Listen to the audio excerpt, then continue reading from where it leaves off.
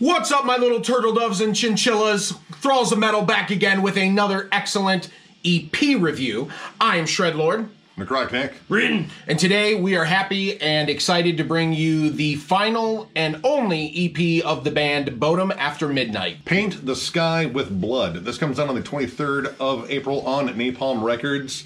This is essentially, in a way, a continuation of Children of Bodom, though Alexei was not able to use the name because of a deal with the band. They wanted to retire with it. And End it. He wanted to continue making music, so he formed this band in 2020 and took Daniel Freiberg with him as his other guitarist. And I think the mission statement on this was to get back to the older Children of Bodom sound. Get back to like those heavier years, the early formative stuff. Where Pissed off, balls to the wall. with keyboards. With keys. And I have to say, right away, I feel it. Now, this is only a 3-track EP, but within these 3 tracks, this felt like old Alexei again. This felt like old Children of Bodom again, and I mean, that's where I latched onto them. I first heard them on a sampler CD from Century Media, and I think it was Needle 24/7 that pretty much did it. As soon as I heard that song, I was like, wow, this rips, even with keyboards. That is the album that I bought as well. I remember buying Hate Crew Death Roll and being like, holy shit, what is this? Because it was like melodic death metal Dream Theater, and I was totally sucked into it. The first 4 Children of Bodom albums are really fucking good albums. I'm familiar with Children of Bodom and not familiar with Children of Bodom. I've heard them on and off throughout the years. I don't know. I kind of slept on them. The keys were kind of distracting sometimes, but the guitar work is great goobers of fire. Goobers. So since there are only 3 songs, we're going to kind of do the rarity of going track by track on this. And the opening track, the title track, the one they actually shot a video for, is an absolute banger. This was a hell of a first single to lead off with. This is old school Children of Bodom. Blasts. Yes, yes. I don't think I've heard blast beats that aggressive in a Children of Bodom song in years. I actually thought of Hatebreaker. The first time I heard those blasts come on, I was like, whoa, hold on. I haven't heard that sort of aggression. And the gang vocals are back in a big way. In fact, they are all over this song. But it kind of adds a nice little fun extra punch to it. The riffs are chunky. This whole fast. song is so riff-oriented, and the leads are downright incredible. They feel very inspired. They don't just feel like hit the red light and go. They feel very thought out, very inspired. I remember watching the music video with you, and just it being so bittersweet because in the video you can kind of tell that, you know, he doesn't look very healthy, and that's a bummer. But the sweet thing is how good this song sounded and how good he sounded and how good the whole production sounded. Yeah. I mean, everything about it, it's a driving, intense song. This is exactly what you want from an opening track. This is your pace setter. And, you know, the production on it reminded me again of Hate Crew Death Roll. Like Very it has, crisp. Yeah, super crisp. Nice thrashy tone. All the high end. Yes. Yep. The leads are very nutty and melodic with all the trimmings. Sweep up the noodles and tap all over them. The second song, Payback. Payback's a bitch, motherfucker! Well, that's Slayer. That's a Slayer song. Very thrashy. Yes. Kind of more thrashy than the first one. Yeah. Very More much mid-tempo so. thrash. It didn't sound to me like a standard Children of Bodom type riff. It had a little bit of a different vibe. Yeah, it's a thrashy gallop throughout most of the song. Yeah. The only thing is the keys were kind of bugging me on this one. They're pingy, like chimey. Maybe the tone of it? Yeah, like maybe a different sound of the keys. It was too like, hand this keyboard! Like, yeah, we got it. I mean, Dial it back, sir. I don't mind it at all. I think years that's of just listening part- to Children of Bodom, Yeah, and that's maybe that's- kind of thing that they always did. There was almost only one setting on the keyboards. Bing, bing, bing, Yep, bing, bing, bing. that's it. Like, get a Hammond. Nice warm.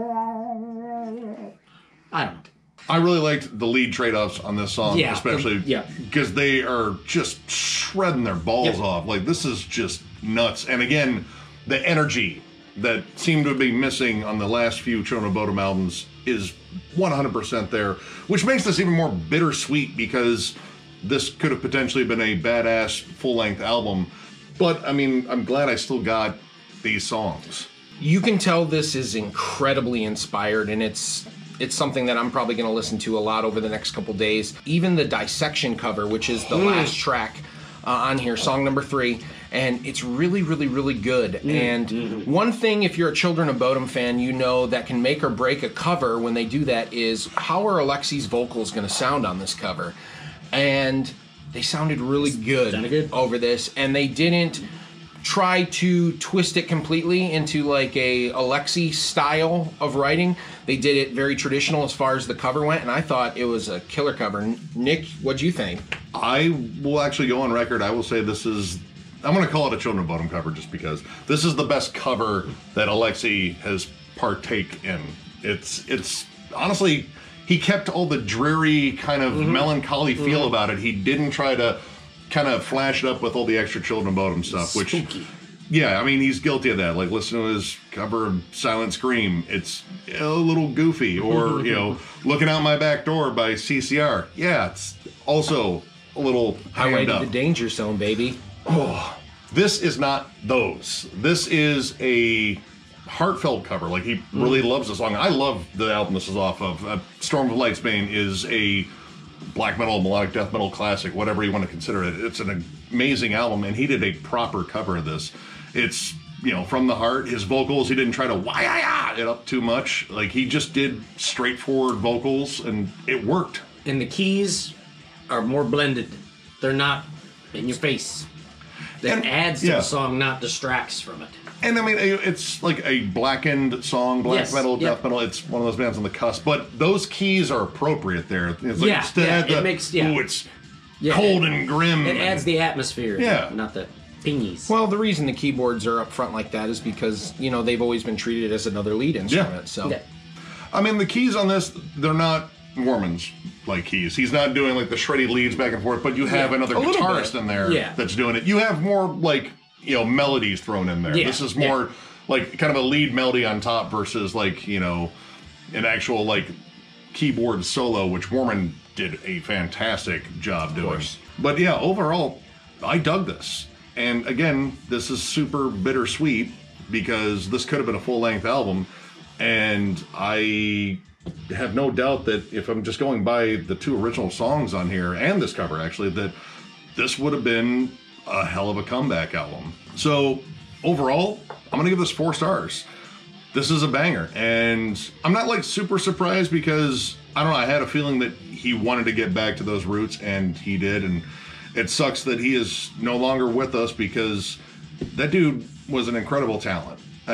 Just an amazing guitarist. He was a really solid songwriter, and this is something really awesome to go out on, at least. You know, granted it's a sample size, but it is a awesome sample, and it definitely makes you want to have the full meal. Maybe they recorded more. I really hope they did, but I will take this because it's awesome and you should get it. So it seems like 2020 kind of carried over to 2021 and took out an awesome songwriter, musician, guitar player, vocalist, all-around swell guy. I've been catching up with Children of Bodom since he passed, because that's kind of what I do. It's like, oh, Prince died. I gotta listen to all the Prince's shit. That's what I did. So I'm doing that with him, unfortunately. But fortunately, I guess I'm getting into Children of Bodom more and his stuff. And the riffs are there. The songwriting is there. The keys, I got an issue with keys. It's an acquired taste. It is. It's my problem, not yours. It took me a while, too. What's your problem? Mine's keys. I don't know. I'll give it a 4. It may have went higher or lower if there was more songs to judge. But these 2 plus a killer cover, I say it warrants a 4, and Godspeed, Sir Lejo. Now, if you've been watching this channel for a long time, you know I always gripe about EPs. They're basically the cock teases of music. And so, you know, they're short. This one was 15 minutes. There's not much material, and it just makes me want more of an album. All of this fit that criteria. However, these songs were incredibly inspired on a lot of different levels, from songwriting to guitar playing to overall just energy and vibe. And plus the fact that growing up, Alexi Wildchild Lejo was somebody that I admired as a guitar player and as a songwriter in a metal band as well. So as a one-time, never again, I will never do this in the history of Thralls until I die, this EP is getting a 5 out of 5 honorary score from me in memory of the Wild Child. So 5 out of 5 honorary. You will never see another EP ever be rated this. It is his and his alone. So, if you guys like the video, please hit a thumbs up and subscribe because it allows you to be notified when we do cool videos like this because we are nerds and we do shit like this all the time. Also, we are now on Patreon, so if you would like to come through in the Patreon community, we would be most appreciated. And we are looking forward to growing that and being able to use that Patreon to build the channel and give back to you, the community, as we continue to grow. So, on behalf of me and my other two fuckhead cohorts, we're the Thralls of Metal, and we will catch you later.